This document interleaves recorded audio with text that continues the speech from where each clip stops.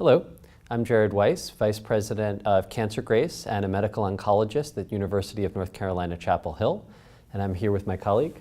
I'm Josh Bauml. I'm a medical oncologist at the University of Pennsylvania. One of the most common problems I think that we see in our head and neck practices is the cisplatin-ineligible patient. Cisplatin and radiation are, of course, our standard of care for or one of our standards of care for cure in locally advanced head and neck cancer. And it probably varies a little bit by practice location, but over a third of my patients have an absolute or relative cisplatin contraindication. And I think a lot of us have struggled for years on what to do with these patients. We have an FDA-approved drug, cetuximab, based on the modern data I think we've spoken about on Cancer Grace before. But for everyone else, it was a study randomizing patients with stage 3 or 4 head and neck cancer to radiation alone, or radiation plus the addition of cetuximab, which is not a chemo but is a drug active against cancer. And the combination arm did better. So for many of us, this I think was a way out for a while. And then there was some doubts introduced into just how effective cetuximab was. And we got some new data informing this controversy at this ASCO. So the first was Seer Medicare Seer Medicare analysis, so a big data analysis. A lot of flaws and caveats perhaps to it, but it pointed in the direction of concern. Yeah, I think that that was looking at Seer Medicare. So Seer is a database which pulls all the patients who have Medicare. A lot of their medical information is brought into that. But there's a couple of problems with this database. The first is that it doesn't actually have very much information about what chemo is given, and it also doesn't have a lot of information about what radiation is given. So in my opinion, as a database to answer the question of chemo radiation, if you don't know about the chemo and you don't know about the radiation, it can be a little bit problematic. Okay. So we actually did a separate analysis using data from the Veterans Administration. Which is more complete. Well, it has more comprehensive chemo information. Okay. Because the Veterans Administration is a uniform health system where all of the data is under one roof, we have how much chemo is given. So for instance... And you have a population enriched for the problem in question, right? Right. More likely so to be there's a lot of tobacco and alcohol exposure amongst veterans. And noise exposure. And noise exposure, yes. And so the noise exposure is relevant, of course, because cisplatin is associated with hearing loss. And so we can't give cisplatin to persons who have hearing loss as easily. So as you were mentioning, there are a couple of ways that we deal with patients who are ineligible for cisplatin or relatively ineligible. So the first question is, what do we call the cisplatin? What's the cisplatin dose we're even giving? The standard dose is a very high dose given once every 3 weeks. And I would agree with you, many of my patients cannot tolerate that. It's very nauseating, it causes hearing loss, and it's quite difficult to administer. And so the options that we have are either giving cetuximab, for which there's phase 3 data, so robust clinical data, or giving cisplatin at a lower dose once a week. And so these are the comparisons that were in our heads as we did this VA analysis. So what we did was we looked at about 4,000 patients who had undergone definitive chemo or bioradiotherapy, so radiation, Curative. Yeah, curative intent without surgery, with either cisplatin or cetuximab. Okay. And we had to do a special analysis called propensity score matching. And what that means is patients who are ineligible for cisplatin might be weaker, sicker, older, and their outcomes might be worse in general. And so what propensity score adjustment does is it tries to adjust for that so that you can compare these groups accordingly. So in an unadjusted analysis, we found that cetuximab was significantly worse in terms of overall survival than cisplatin, and it didn't matter which primary site was involved, whether the oral cavity, the oropharynx, or the larynx and hypopharynx. All of them were associated with worse outcomes, and that persisted after we matched for propensity score. And what I think was particularly interesting about our analysis was because the VA database has chemo information, we were able to compare cetuximab to low-dose cisplatin as well. And when we did that analysis, still, cetuximab was much, much worse. And so the conclusion that we reached in our analysis was that if you have a patient who is even vaguely eligible for cisplatin, they should probably receive cisplatin with radiation instead of cetuximab. Though, based on our prior work, I would argue that a patient who is relatively unfit could get weekly cisplatin with similar outcomes. So not very satisfying. Well, I mean, I think that cisplatin has a lot of problems, but it's good to know what is a more effective approach.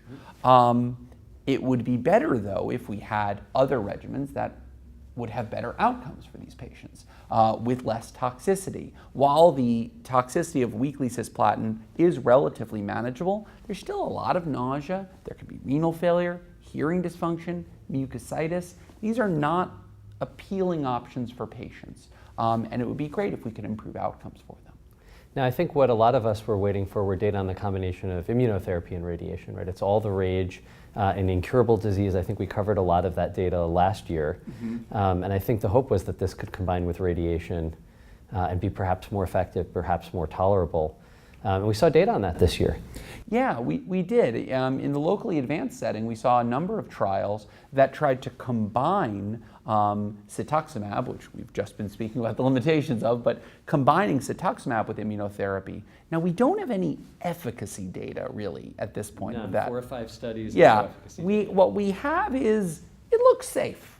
And that's good. That's a good sign. But efficacy data is really what we need to move it forward and actually start using it outside the confines of a trial. Now, you did a trial in this space, didn't you? Yeah, so mine was pembrolizumab combined with standard dose radiation. And like all the other abstracts that we saw, I showed it to be safe. But we showed some pretty detailed toxicity data. And one way we presented a little differently than some of the others is that we included the total toxicity of the regimen, not just attributable to the drug. Right. And it really looked like radiation alone. Okay. Other groups showed more rash with cetuximab than with pembrolizumab, although there was some pembrolizumab rash in there, but quite a bit worse. Dermatitis and rash in general this year looked worse with cetuximab. Actually, the cetuximab didn't look so gentle at all when comparing it to these regimens. The combination looked fine as well. Cetuximab with one of these agents looked acceptably toxic. And then for mine and all the others, I think we now need to wait and see how well it actually works, which will take some time. But I think it's really important, the phrase you use, I think is completely appropriate, acceptably toxic. We're still in a phase where, unfortunately, our treatments for locally advanced head and neck cancer are quite toxic. So I think we do have a long way to go to really have our patients being cured at the rates that we want with improved toxicity profiles.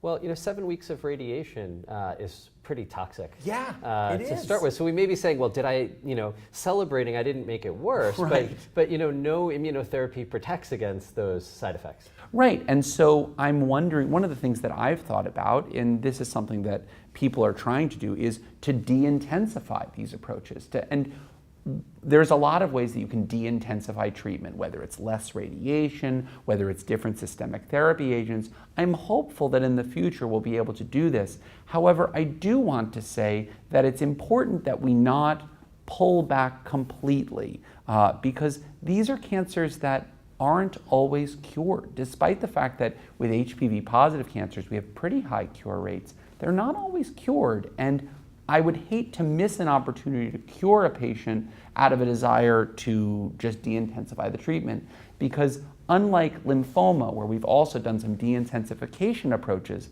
we really only have one shot to cure this cancer when we're doing these treatments, and I think that that's important to remember. I commend you for that, because that note of worry is pretty rare in our world, right? Everyone's in a rush. So just as a reminder for all of you, HPV-driven cancer, virally driven cancer, has a much better prognosis than smoking-driven. Lots of experimental efforts to decrease the radiation dose, to decrease the chemo, with the hope of preserving the cure rate. But I think your point is very key. The HPV is not the be-all, end-all. It's modified by smoking. Yeah. Patients with HPV positive cancers who smoked have some smoking biology in there that's higher risk, modified by stage. And we haven't really gotten very refined in figuring out who's truly low prognosis versus not. Yeah, Yeah, and I think it's actually beholden to us as oncologists to counsel people appropriately, Right. because I think patients hear about the toxicity of the things we do, accurately, by the way. I'm not Yes. saying they're wrong. And they come in, and what I've noted over the years of counseling people about options and trials is that they will always take the gentlest option in head and neck cancer.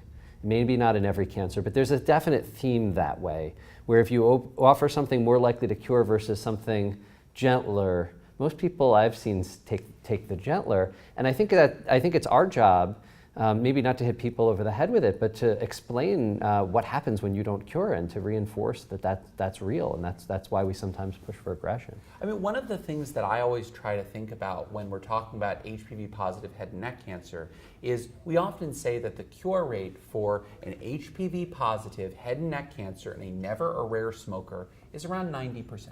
That's very, very good. That's very good. But I know that 1 in 10 people. Exactly. And if I see 100 in a year, I know 10 of them. Exactly. I take care of those 10 people. And so to me, it doesn't matter that it's a 90% cure rate, because that means there are 10 people who are not. And that means that we have to figure out how to identify those persons and not de-intensify their care unnecessarily. Yeah, I mean, the cancer causes a lot of suffering, and the things we do at the second shot at cure are frankly brutal. Yeah, they can be. So some promise here. Yes. We now have more data to make us a little nervous about cetuximab, to push the cisplatin when we can. Right. And we have numerous therapeutic strategies and trials that'll hopefully give us immuno-radiation as a less toxic, maybe even more effective option. Yeah.